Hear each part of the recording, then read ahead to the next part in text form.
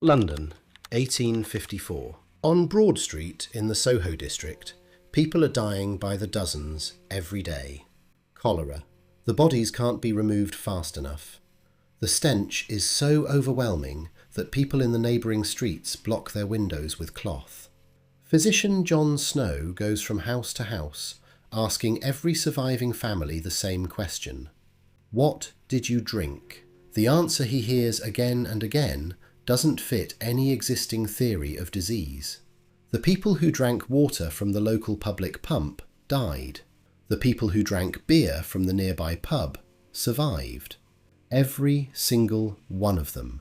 This was not a coincidence, and it was not an exception.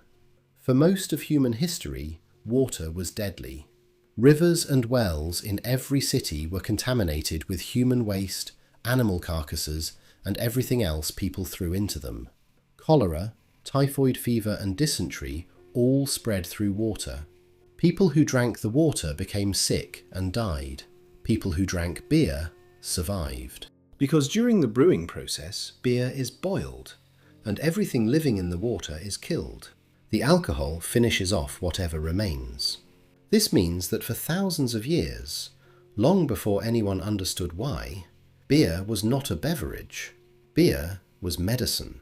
It was the only relatively safe liquid that an ordinary city dweller could drink without risking death by the next morning. Medieval physicians prescribed it to newborn babies, to pregnant women, to the sick and the dying. Monasteries brewed it for pilgrims as the first remedy for exhaustion and dehydration. English sailors received a gallon of beer every day as part of their official naval ration, because the water stored in barrels turned into a breeding ground for disease within a few weeks, while beer remained safe to drink. But the story of beer does not begin in medieval London, and it does not begin aboard a ship. It begins 5,000 years earlier, in the place where people first realized they had accidentally discovered something that would change everything. Ancient Sumer, in what is now modern-day Iraq, around 3000 BC. The earliest known written recipe in human history is not a recipe for bread. It is not a recipe for medicine, and it is not a military manual. It is a recipe for beer. The hymn to Ninkasi, the Sumerian goddess of brewing, contains a detailed step-by-step description of how to brew beer from bread and grain. It was inscribed on a clay tablet around 1800 BC, but the brewing tradition it describes had already existed for nearly 1,000 years by then. In Sumer, beer was not a luxury, and it was not entertainment. It was currency. Workers received it as part of their wages, strictly rationed and carefully recorded in official state records. The amount of beer depended on a person's rank and status. An ordinary labourer received 1 ration, a supervisor received 2, an official received 3. It was a rigid hierarchy of power measured in litres of barley beer. In Egypt, the system was even larger. The workers who built the pyramids, and archaeology confirms this, it is not a legend, received about 4 litres of beer a day as part of their official state ration, along with bread, onions, and garlic. Thousands of people worked on the construction of the pyramids at Giza, and the Egyptian state operated enormous breweries right next to the construction site. Beer was the literal fuel that powered the building of the most famous monuments of the ancient world. The Egyptians placed beer in tombs alongside other valuable possessions so that the dead would not suffer from thirst in the afterlife. They decorated tomb walls with scenes of brewing because they considered it an activity worthy of being remembered for eternity. The goddess Hathor was regarded as the patron of beer, and her festivals were marked by large-scale drinking, not simply as entertainment, but as a religious act. In both Sumer and Egypt, brewing was almost entirely women's work. Not because men objected to it, but because beer was brewed in the same place where food was prepared, the household, which was traditionally the domain of women. Women knew the recipes, passed them down to their daughters, ran beer shops, and achieved a degree of economic independence through that knowledge. This continued for thousands of years, until something happened that changed everything. And we'll come back to that later, because that story is much darker than it first appears. Medieval Europe inherited the tradition of home brewing directly from the ancient world. In every household where there was a woman, there was a brewery. Not a factory, not a workshop, just a kettle, grain, water, and knowledge passed down from mother to daughter. Women who brewed beer were known as alewives, and it was a respected profession that provided a stable income. But the greatest centres of brewing in medieval Europe were the monasteries. And here is an important detail that is often overlooked. The earliest monastic breweries were run by women. Nuns brewed beer for pilgrims, for the sick in monastery hospitals, and for themselves during periods of fasting, when solid food was forbidden but liquids were allowed. The medieval church did not officially prohibit beer during Lent, considering it a drink rather than food. During the 40 days of fasting, monks and nuns could consume up to 5 litres of beer a day. It was their primary source of calories and nutrition. They called it liquid bread. It was in the monasteries of medieval Europe that brewing evolved from an ordinary household activity into a science. Monks and nuns experimented with recipes, recorded their results, and studied which herbs produced the best flavour and the longest shelf life. It was also in the monasteries around the 9th century that hops began to be used systematically. Before that, beer was flavoured with a mixture of herbs known as brewed, which included bog myrtle, yarrow, and various other plants. Hops proved superior in almost every way. They produced a better flavour, preserved the beer more effectively, and greatly extended its shelf life. The transition from brewed to hops took several centuries and spread largely through the monastic tradition of experimentation and careful record-keeping. Monastic beer became the finest beer in Europe. Pilgrims travelled hundreds of kilometres not only to visit holy sites, but also to reach monasteries famous for their beer. In German monasteries, monks developed the technique of cold fermentation in deep stone cellars. That technique became the foundation of lager beer, which today accounts for around 90% of the global beer market. Some monastic breweries still exist today. The Trappist abbeys of Belgium continue to brew beer according to traditions that are more than 700 years old, and their products are considered among the finest in the world. Westvleteren 12, brewed at the Abbey of St. Sixtus in Belgium, regularly tops international rankings of the world's best beers. Yet the only way to buy a bottle is to travel to the monastery in person, call ahead using a special reservation line, and receive permission to purchase it. To this day, the monks brew only as much beer as they need to support the monastery, not a single litre more. But beyond the monastery walls, something else was beginning to change. Slowly, almost imperceptibly, over the course of 2 or 3 centuries. And by the 15th century, the world of brewing had been transformed beyond recognition. This is one of the darkest and least talked about turning points in the history of beer. And it begins not with brewing, but with money. By the 13th and 14th centuries, beer in the cities of Northern Europe had evolved from a homemade product into a major commercial commodity. Cities were growing, populations were increasing, and demand for beer was growing right along with them. Brewing was no longer simply part of household life, it had become a business. And wherever serious money appeared, there were always people who wanted to control it. City authorities began introducing brewing licenses. Brewers' guilds started to form and required formal membership. Brewing equipment became larger and more expensive. Large copper kettles, storage buildings, and horses for transportation. All of this required capital. And women in medieval European society had extremely limited access to capital, credit, and official guild membership.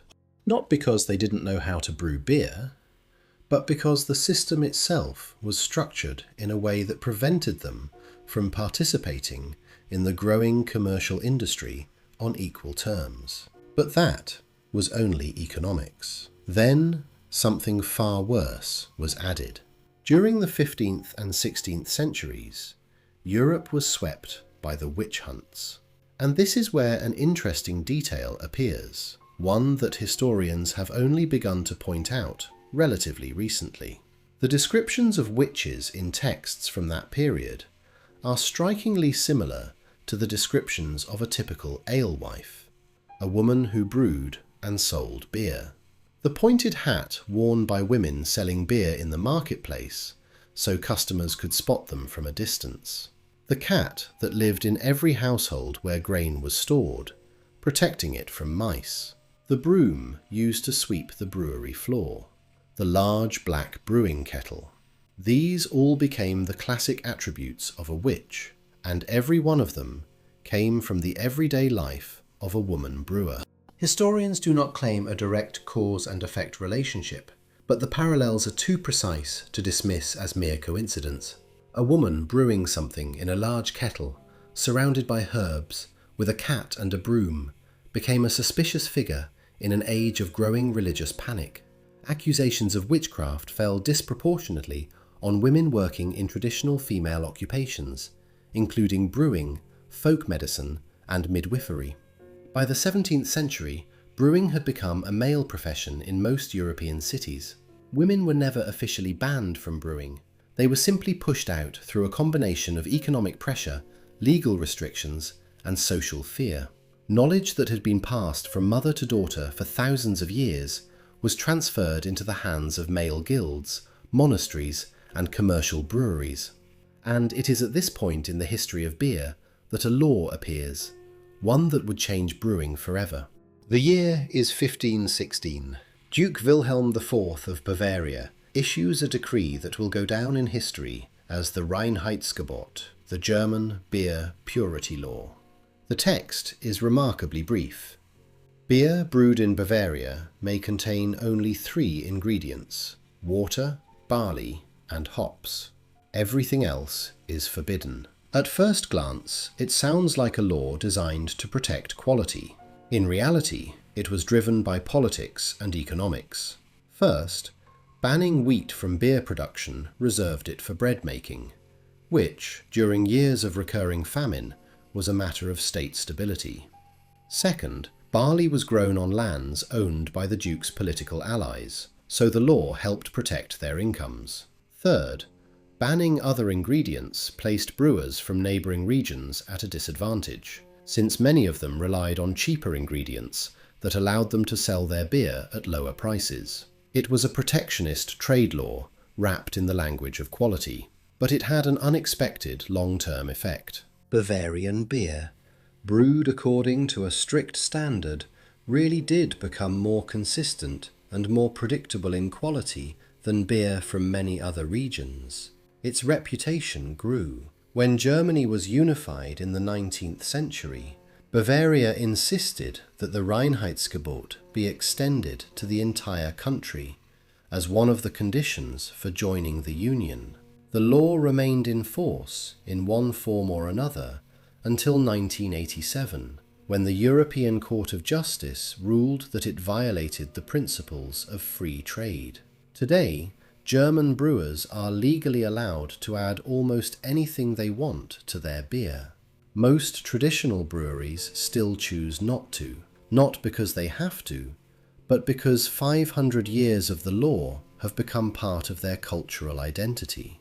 The Reinheitsgebot is now far more of a marketing advantage than a legal restriction. While Germany was building its brewing identity around a strict purity law, Britain faced a problem in the 18th century that no law could solve. How do you get beer to India? British soldiers and colonial officials in India faced the same problem that city dwellers had faced throughout history. The local water could kill them. Beer was a necessity. But the voyage from Britain to India, around the Cape of Good Hope and through the heat of the tropics, took several months. Ordinary beer spoiled long before it reached its destination. Several attempts to solve the problem failed. Then, a London brewer named George Hodgson came up with a simple solution. Hops and alcohol act as natural preservatives. So why not brew a beer with as much hops and as much alcohol as possible? It would survive the journey. In the 1790s, Hodgson began brewing exactly that kind of beer. After months of rolling in the hold of a ship, it arrived in India not only intact, but actually improved. The long sea voyage, constant movement, and changing temperatures transformed the beer, giving it a rich, layered flavour that fresh beer simply didn't have. The British troops stationed in India loved it. India Pale Ale, or IPA, quickly became one of the most popular styles of beer across the British Empire.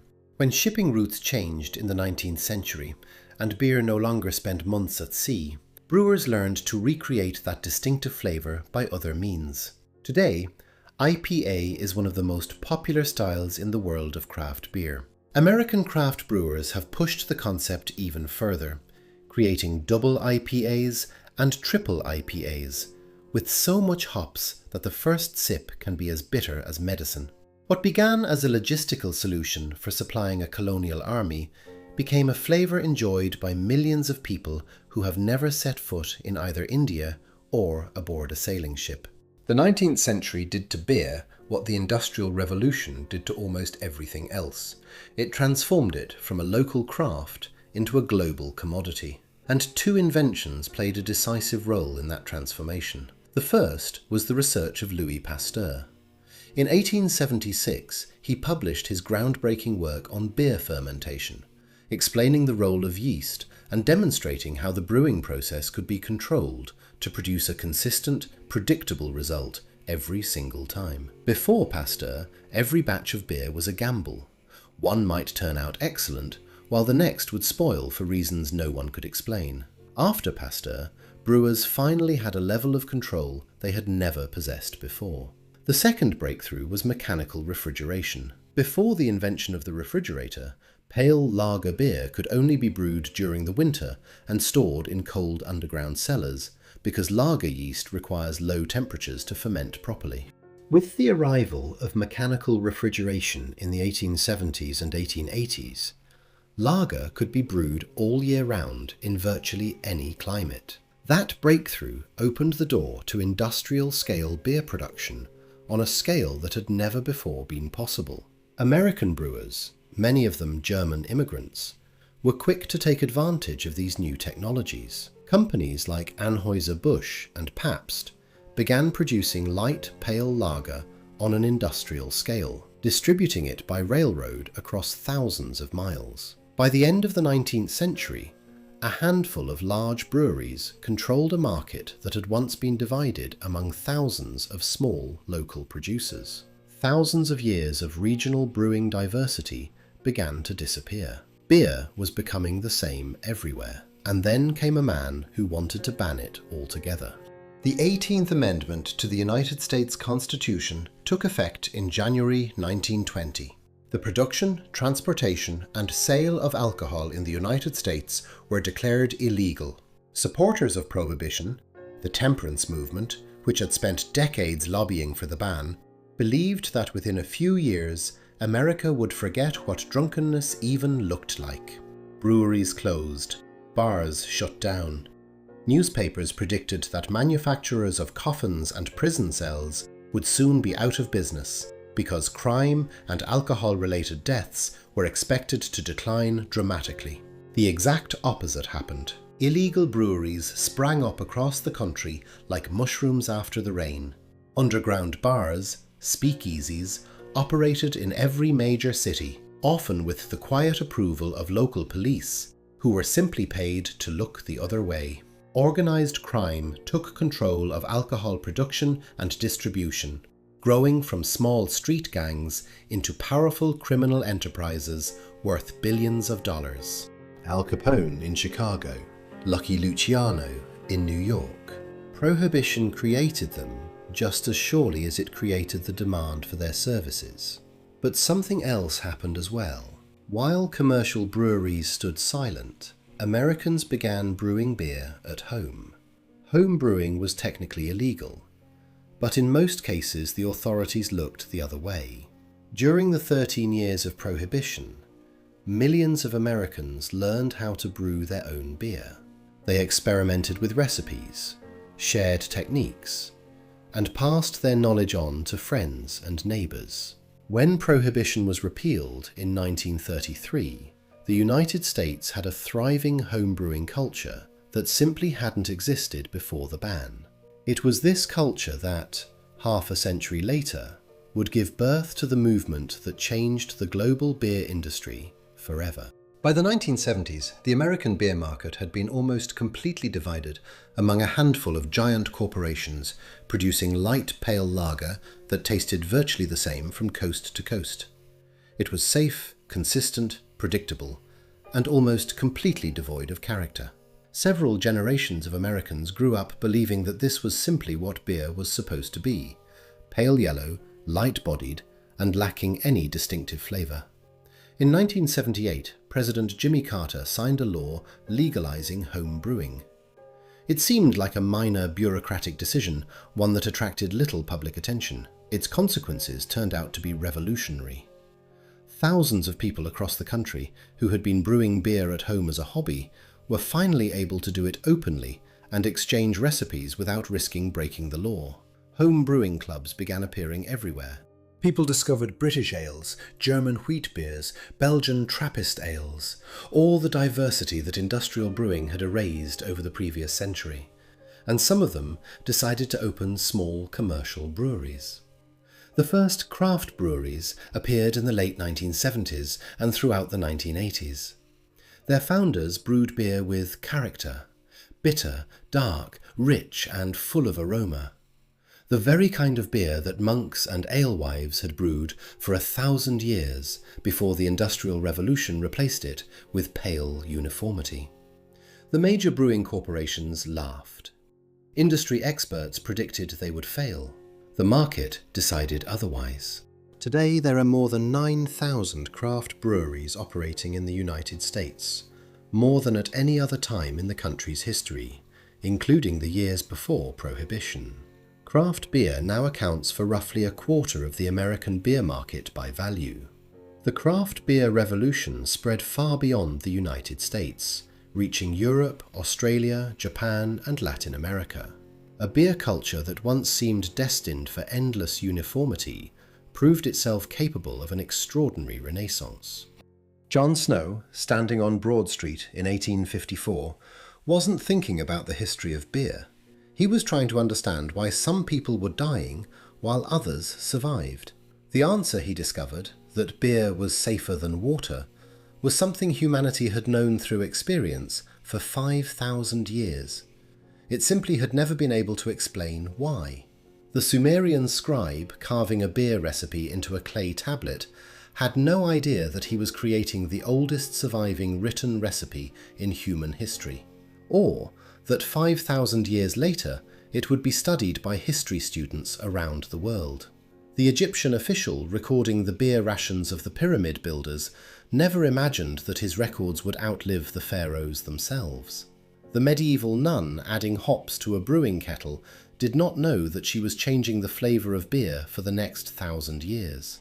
The woman brewer who lost her profession in the 15th century had no way of knowing that 600 years later she would, in a sense, be replaced by the craft beer revolution, which would return brewing to where it had begun, to people making beer with their own hands, using their own recipes.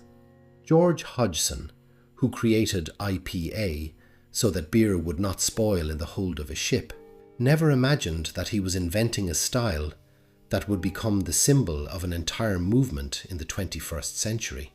And Jimmy Carter, when he signed the law legalizing homebrewing, thought he was approving a minor bureaucratic reform, not setting a revolution in motion.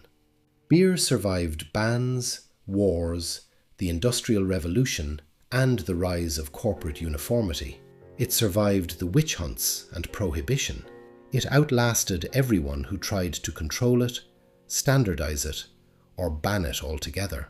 Today, the global beer market is worth roughly $800 billion a year. Around 2 billion hectolitres of beer are consumed worldwide every year. a number no Sumerian scribe recording workers' rations on a clay tablet could ever have imagined. China, a country with a tea culture stretching back thousands of years, is now the world's largest beer consumer by total volume.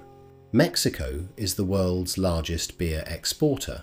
Corona, brewed in Mexico City, is sold in more than 180 countries and has become one of the most recognizable beer brands on the planet. But the most remarkable part is not the scale.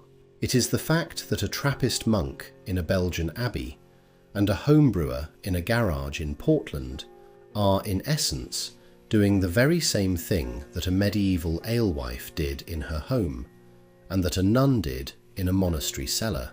They take water, grain, and hops. They wait. And they create the one drink that for most of human history was safer than water. The same drink that helped save the people of Broad Street in 1854 while their neighbours were dying of cholera. The same drink that began as a ration and became a culture.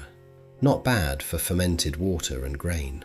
For a drink humanity has been making for 5,000 years, and one that throughout all that time no one has ever managed to ban, standardise, or stop.